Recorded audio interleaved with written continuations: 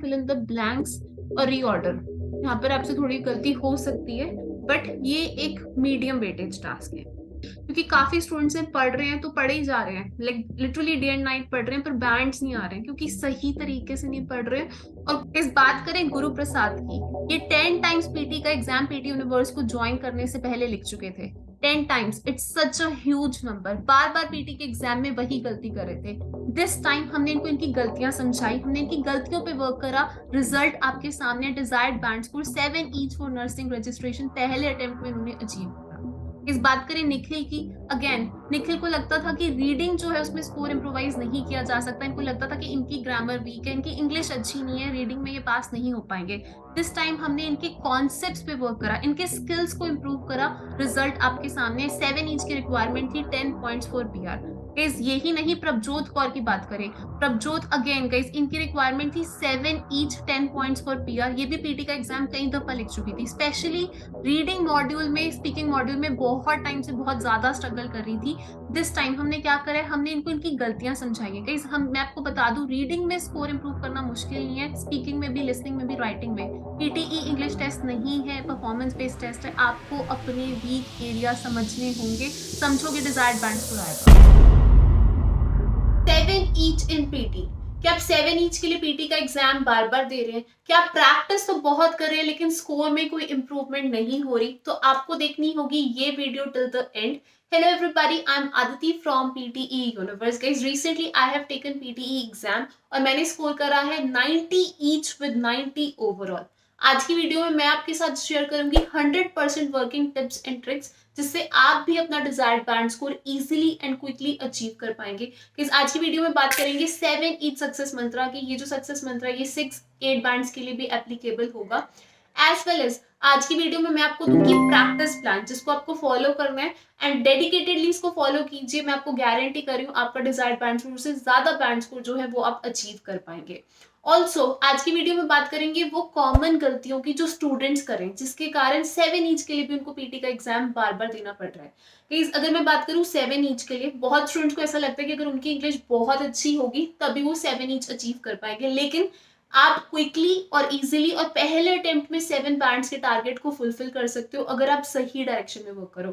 तो करते हैं सेशन को फटाफट से स्टार्ट। तो गाइस सबसे पहले आज की वीडियो में बात करेंगे 7 बैंड सक्सेस प्लान की। गाइस अगर आप 7 ईच के बैंड की रिक्वायरमेंट को फुलफिल करना चाहते हैं तो सबसे पहले आपको ये समझना होगा कि कौन सी क्वेश्चन टाइप्स हैं जो बहुत इंपॉर्टेंट है और कौन सी वो क्वेश्चन टाइप्स हैं जो बेहद अनइम्पॉर्टेंट है, यानी कि जिन पे हमें वर्क करने की जरूरत नहीं है।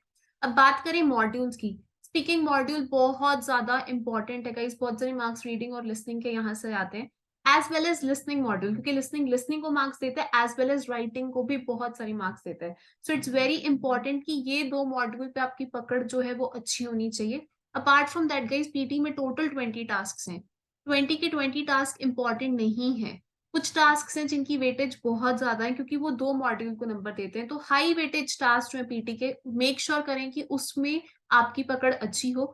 बात करें स्पीकिंग मॉड्यूल की, रीड अलाउड और रिपीट सेंटेंस बहुत इंपॉर्टेंट टॉपिक है।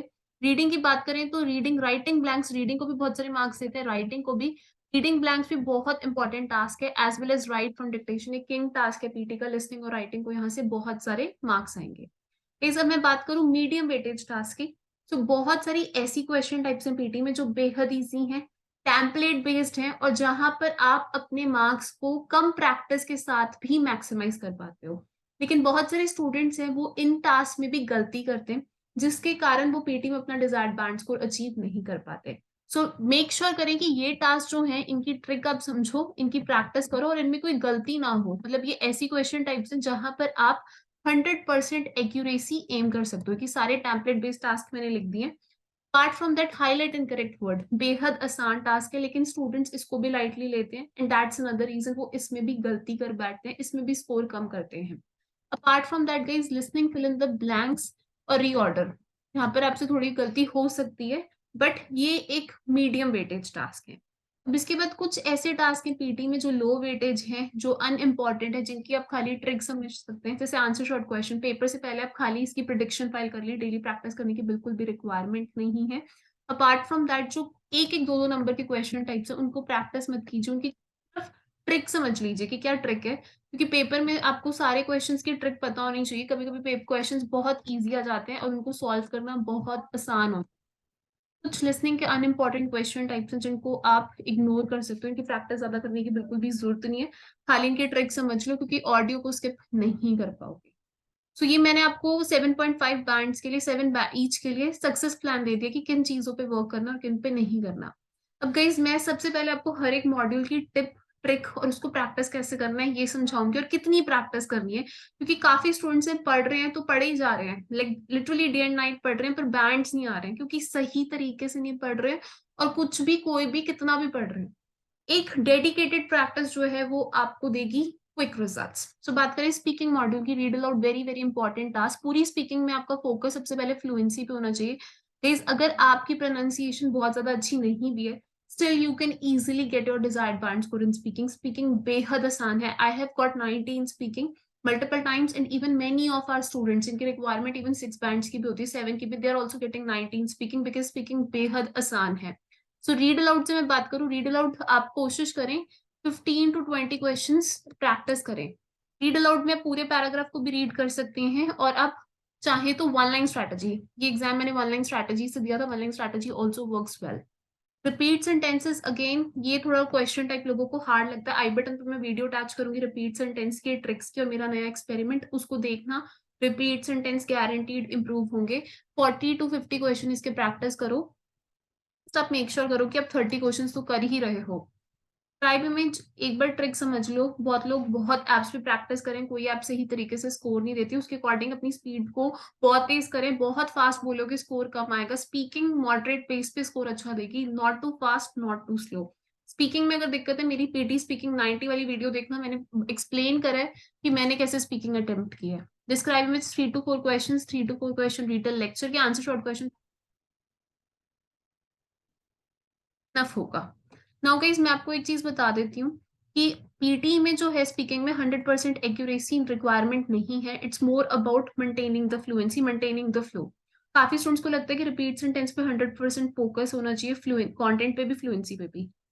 You have to repeat as much content as you can with 100%।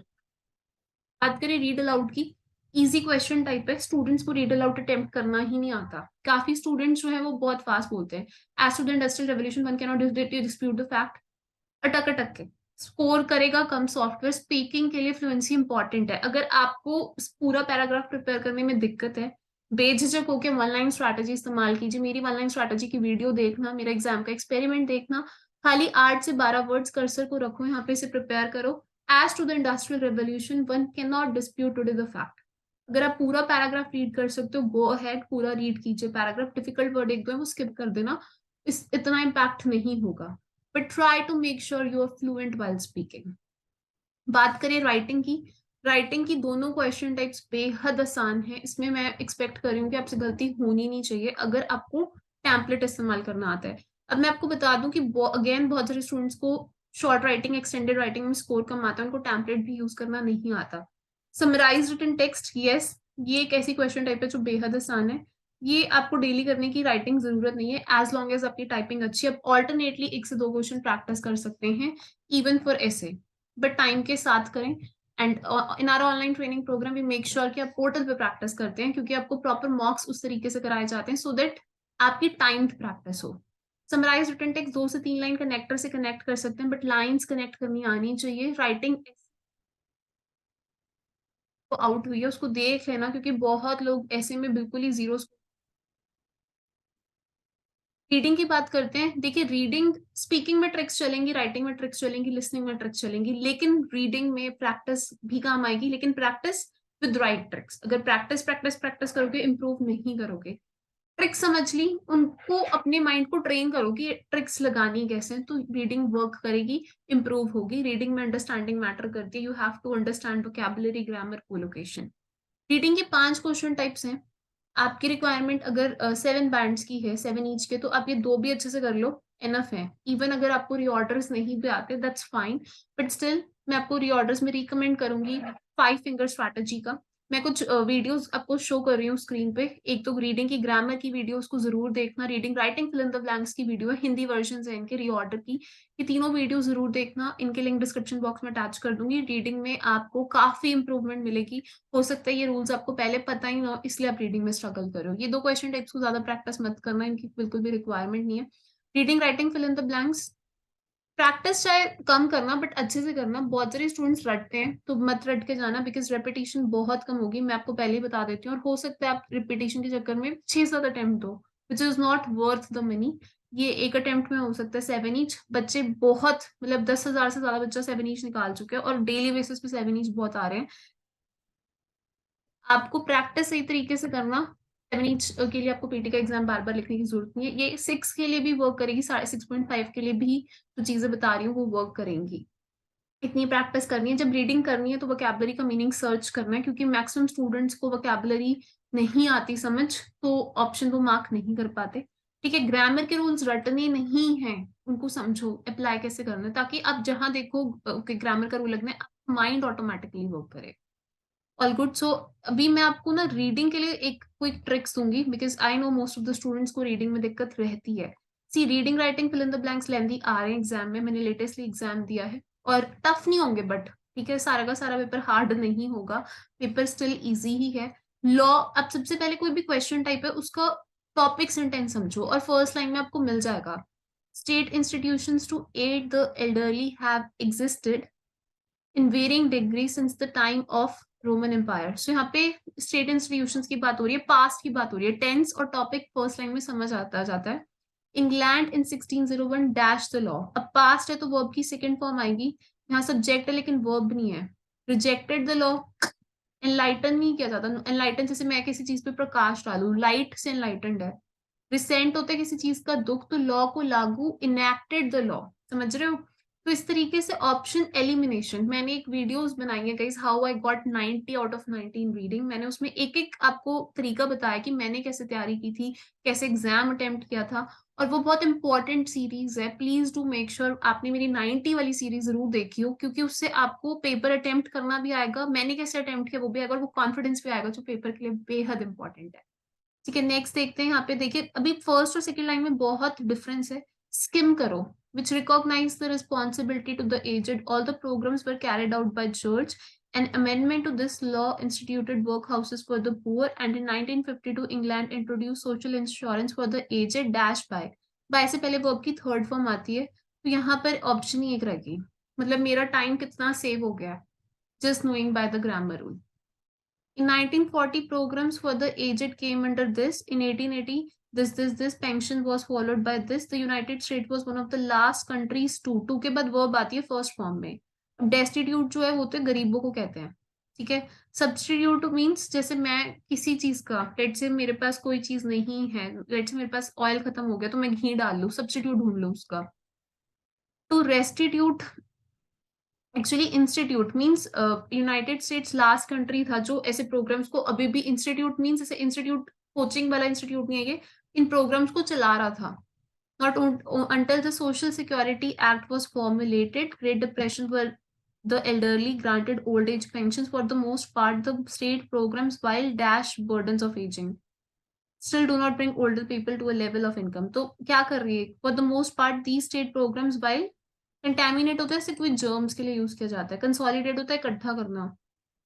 Burdens को क्या करोगे आप, ये होता है डबल करना। कम करते हो, एलिविएट होता है कम करना। Again it was a vocabulary based fill up, तो वोकैबुलरी इंपॉर्टेंट है।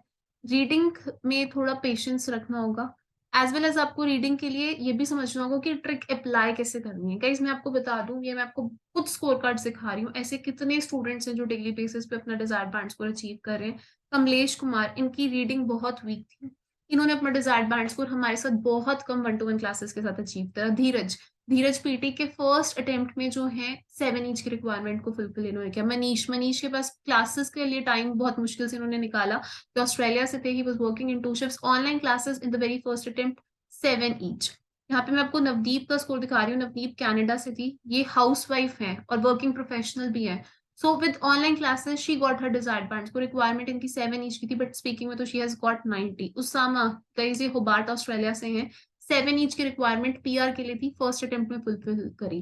इस ऐसे बहुत स्टूडेंट्स हैं, if they can do so can you, कोई डिफरेंस नहीं है इनमें और आप में। 7 each, yes it's an easy target, मैं अभी भी ये कहूंगी। और ऐसा नहीं है कि मैं कह रही हूँ इजी है, ये इजी है अगर आप इसको पीटी को कॉम्प्लिकेट ना करो। अगर कॉम्प्लिकेट करोगे तो आपको 6 भी टफ लगेगा। अब मैं बात करूँ reading fill in the blanks की, 5 क्वेश्चन आते ही हैं, डेली 20-25 क्वेश्चन प्रैक्टिस करो। फाइन, रटो मत, क्योंकि रटोगे तो जितनी प्रैक्टिस है वो बेकार है। रिपीटिशन एक आध क्वेश्चन की हुई कि वो नहीं भी हुई, ज्यादा भी हुई, लेकिन अगर नहीं हुई फिर क्या। So try to understand concept, concept work करेगा, स्कोर आएगा, इनकार आपका भी आएगा। Over the past 2 decades, around a third of world swamps have been. Have been के बाद ing या verb की थर्ड फॉर्म आती है, देखो ऑप्शन ही पहले निकाल लो। प्रोडक्टिव तो नहीं है, converted, compromised. So have been regenerating for human. Mangrove swamps को क्या किया है, many turned into valuable shrimps. आगे पढ़ के पीछे का आंसर पता लग गया मुझे, टर्न्ड इनटू मींस कन्वर्टेड, बदला जा रहा है। स्वैम्प्स एक्चुअली होते हैं जैसे फॉरेस्ट होते हैं, वहां पे पानी वगैरह भर गया है, तो उनको कन्वर्ट करा जा रहा है ताकि ह्यूमंस यूज कर सके। समझ रहे हो? In 2007, economic study showed that commercial profits were this. If that were the only factor, conversion would seem an excellent idea. However, proper dash, adjective and noun लगाओ यहाँ पे। Noun के options देखते हैं। Proper study हो सकती है, proper accounting हो सकती है। That's it. Now shows that for each sector, government subsidies from this and cost this, losses this. जब हम cost, loss, profit, accounting की बात करते हैं, this is not study, this is actually accounting. Study होती है पढ़ाई, accounting profit loss से connected होती है। These dash damage to the supply, these what, ये क्या करा इन्होंने? These past की ही बात हो रही थी यहाँ को, past 2 decades, verb की second form आएगी, subject है। These estimated damage to the, these compromised, इकट्ठा करा damage, compromised आएगा। And because a given shrimp farm only stays dash for 3 or 4 years, तो farm shrimp क्या रहता है? Productive makes sense, कि इतना productive उपजाऊ रहता है। So reading fill in the blanks hard नहीं है, reading writing fill in the blanks भी हार्ड नहीं है। ट्रिक समझनी है हमने, माइंड को ट्रेन करना है। गाइस पीटी का एग्जाम इंग्लिश बेस्ड टेस्ट नहीं है, अगर इंग्लिश बेस्ड टेस्ट होता तो इतने स्टूडेंट्स एवरेज इंग्लिश के साथ भी पास ना हो पाते। It's more about knowing how to attempt the exam, that's it. अब बात करेंगे क्विकली लिसनिंग की। लिसनिंग में मैं आपको ऑलरेडी बता चुकी हूँ क्या प्रैक्टिस नहीं करना है, तो उसको प्रैक्टिस करने की, उस पर टाइम वेस्ट मत करो, क्योंकि अनइम्पॉर्टेंट टाइम क्वेश्चन टाइप्स पे आप अगर बहुत ज्यादा एनर्जी लगाओगे तो बहुत स्लो रिटर्न्स आएंगे। लेकिन अगर आप इंपॉर्टेंट क्वेश्चन टाइप्स पे वर्क करोगे, क्विकली स्कोर्स आएंगे। और मैं आपको बता दूं 7 ईच के रिक्वायरमेंट को 2 to 3 वीक्स में पूरा किया जा सकता है, लेकिन डेडिकेटेड स्टडी प्लान के साथ और प्रॉपर गाइडेंस के साथ। समराइज स्पोकन टेक्स्ट आप 2 से 3 ऑल्टरनेटली प्रैक्टिस कर सकते हो, ये नहीं है। Fill in the blanks is more about spelling, जो सॉल्व करो अपनी स्पेलिंग की लिस्ट बनाओ, और पीटी यूनिवर्स की स्पेलिंग लिस्ट भी उसको जरूर रीड करना, so you can practice 5 to 10 questions. Highlight incorrect word, again you can practice 5 to 10 easy question type, but still students are not good with it। Write from dictation king task है PT का, ये daily practice मांगेगा, 30 to 40 question जितने आप कर सको। And just try to ensure अगर आप प्रैक्टिस कर रहे हो so you can make your own list. Now guys मैंने आपको ये तो सक्सेस प्लान दे दिया कि क्या कितना प्रैक्टिस करना है, कितना पढ़ना है। अब देखिए डेली की डेली सारे मॉड्यूल्स पढ़ने का टाइम स्टूडेंट्स के पास नहीं होता। पहले आपको अपनी प्रिपरेशन को स्टार्ट कैसे करना है, आपको टॉपिक्स की टिप्स, टॉपिक वाइज प्रैक्टिस आपको सबसे पहले करनी है। यानी कि मेरे को सारी टिप्स एंड ट्रिक्स, अगर आप बिगिनर हो पहले समझो tips and tricks her question type की। दूसरा, हर एक क्वेश्चन टाइप की स्ट्रैटेजीज पूरी क्लियर है, ठीक है। उसके बाद फिर आपको मॉड्यूल वाइज प्रैक्टिस करनी है, सारे मॉड्यूल्स एक साथ मत करो। स्पीकिंग के साथ एक इजी मॉड्यूल उठा लो, जैसे स्पीकिंग अगर आपको इजी लगता है तो उसके साथ आप लिसनिंग उठा लो या रीडिंग उठा लो, ठीक है। अगर स्पीकिंग के साथ रीडिंग कर रहे हो, लिसनिंग के साथ राइटिंग कर लो, स्पीकिंग के साथ लिसनिंग करो तो रीडिंग के साथ राइटिंग कर लो। यानी कि 2 modules in a day practice करो। एंड सारा का सारा टाइम एक क्वेश्चन टाइप पे नहीं लगाना, क्यों? क्योंकि हमने सारी क्वेश्चन टाइप जो इंपॉर्टेंट है उनकी प्रैक्टिस करनी है। मीडियम वेटेज टास्क बहुत आसान है, उसमें गलती मत करो। टेम्पलेट बेस्ड टास्क में तो बिल्कुल गलती मत करो। एंड जो हाई वेटेज टास्क हैं वो एडिशनल प्रैक्टिस डिमांड करेंगे, तो उसमें गलती होगी पर धीरे धीरे इंप्रूव करो, अपनी गलती समझो, उस पर वर्क करो। जब आपकी टॉपिक वाइज और मॉड्यूल वाइज प्रैक्टिस होगी, पहले करो सेक्शनल मॉक। प्लीज हम अपनी ऑनलाइन ट्रेनिंग प्रोग्राम में क्या करते हैं, like we try to ensure in our online training program we are having mock test. एक मॉड्यूल की स्ट्रैटेजीज क्लियर होती हैं, प्रैक्टिस होती है, टीचर फीडबैक देता है, उसके बाद आपको पूरा पोर्टल दिया जाता है जहाँ पे आपको प्रॉपर फीडबैक आता है ट्यूटर का, एज वेल एज आपको वीक एरियाज पता लगते हैं, ताकि यानी आपने जो प्रैक्टिस करी उससे आपको पता लगे अब आप कहाँ स्टैंड करते हो और कहाँ गलती हो और आप उस गलती पे वर्क करते हो। फाइन, हम आपको पूरे अब ऑनलाइन ट्रेनिंग प्रोग्राम में प्रॉपर एक गारंटीड सक्सेस प्लान देते हैं, ताकि आपको पता लगे क्या पढ़ना है, कैसे पढ़ना है, कब पढ़ना है। टीचर्स जो हैं आपकी, चाहे ग्रुप क्लासेस है, 1 to 11 क्लासेस है, वहाँ इंश्योर करते हैं कि आपको हरदम ये पता लगे कि हाँ गलती कहाँ हो रही है और आप उस पर वर्क कर रहे हैं कॉन्स्टेंटली। प्रिडिक्शन फाइल्स कवर कराई जाती हैं क्लासेस में, along with it before the class, last exam class होती है, रिवीजन क्लासेस होती हैं, ताकि आपके मन में कोई डाउट ना रहे। केस अगर आपने ये सब कर लिया है तो जरूरी है कि before you take your exam you track your progress. Case बहुत सारे स्टूडेंट्स मॉक टेस्ट दे रहे हैं लेकिन वो मॉक टेस्ट को असेस नहीं कर रहे, मतलब गलती कहाँ हुई। That's why template based task में भी गलतियां कर रहे हैं और बार बार पीटी का एग्जाम दे रहे हैं। इस डेली बेसिस पे इतने स्टूडेंट्स, मैं फिर कह रही हूँ, पास हो रहे हैं। If they can do so can you. ये ऐसा टारगेट नहीं है कि आप पीटी की तैयारी साल साल से करे जा रहे हैं। Just try to dedicate 2 weeks, 3 weeks, 4 weeks, depending upon आपका क्या करंट स्कोर है, क्या डिजायर्ड स्कोर है, किस लेवल पे आपकी इंग्लिश के बेसिक स्किल्स है। एंड आप पीटी को सॉर्ट कर सकते हैं, क्लियर कर सकते हैं, जो भी आप नर्सिंग के लिए जाना चाहते हैं या फिर आप पीआर के लिए आप अपनी फुलफिल रिक्वायरमेंट कर सके। So all the best to all the students. मुझे लगता है कि सेशन आपको काफी मदद करेगा, काफी मोटिवेशन भी देगा, जो मैं हर सेशन में कोशिश करती हूँ। इज अगर आपको मेरी वीडियोस पसंद आ रही हैं तो प्लीज जो है मेरे को बताएं कि नेक्स्ट वीडियोस किस टॉपिक पे हो। आपके बहुत सारे फ्रेंड्स हो गए जो 6 के लिए, 7 के लिए, 8 में पीटी में स्ट्रगल करें, उन तक ये वीडियो पहुंचाओ ताकि हर एक स्टूडेंट जो है वो फटाफट से पीटी को क्लियर कर सके और कोई भी स्टूडेंट पास हो, कोई भी स्टूडेंट, हर कोई स्टूडेंट पास हो, कोई स्टूडेंट फेल ना हो। Last but not the least, अगर आपका स्कोर मेरी वीडियोस देख के आ रहा है तो मुझे कमेंट सेक्शन में जरूर बताओ, क्योंकि मेरे को उससे ज्यादा खुशी किसी भी चीज से नहीं मिलेगी। मैं ये सारी वीडियोस आप लोगों के लिए बना रही हूँ, इसमें बहुत मेहनत भी होती है, लेकिन आपके कमेंट्स पढ़ के मुझे बहुत खुशी मिलती है और मेरे को बहुत सारा मोटिवेशन भी मिलता है। सो ऑल द बेस्ट। चैनल पे नए हो तो कर देना चैनल को लाइक, कमेंट एंड सब्सक्राइब।